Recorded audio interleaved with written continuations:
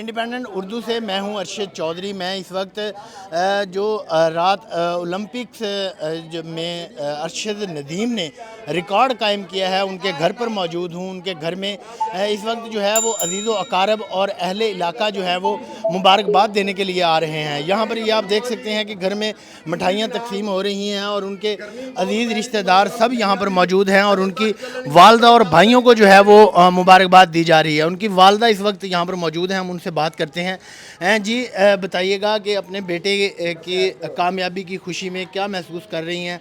रात को आपने उनको मुकाबला करते हुए देखा?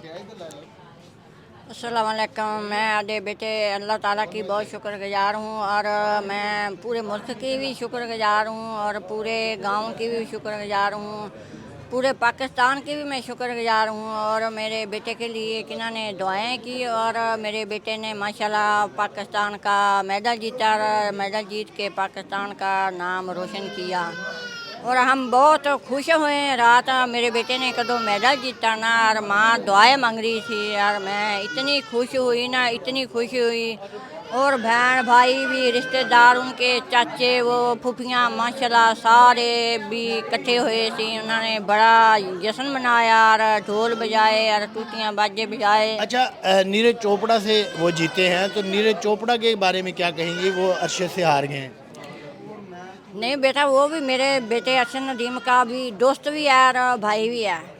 तो वो हार जीत तो अपने किस्मत की होती है और वो भी मेरा बेटा है। इंशाल्लाह ताला कहते होंगे उसनों भी कामयाब करे अल्लाह मियां, उसनों भी मेडल जीतने की तौफीक देगा।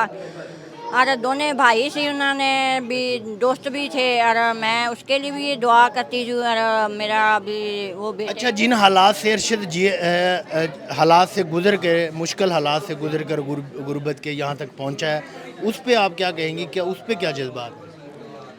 वो तो मुश्किल तो बेटा फिर कहते होंगे आती भी रहती है तो जाती भी रहती है और माशाल्लाह वो मेरे बेटे ने कदो मेहनत की और उसकी मेहनत का अल्लाह ताला ने फल दिया और माशाल्लाह वो मेडल जीता और मेडल जीत के पाकिस्तान का नाम रोशन किया।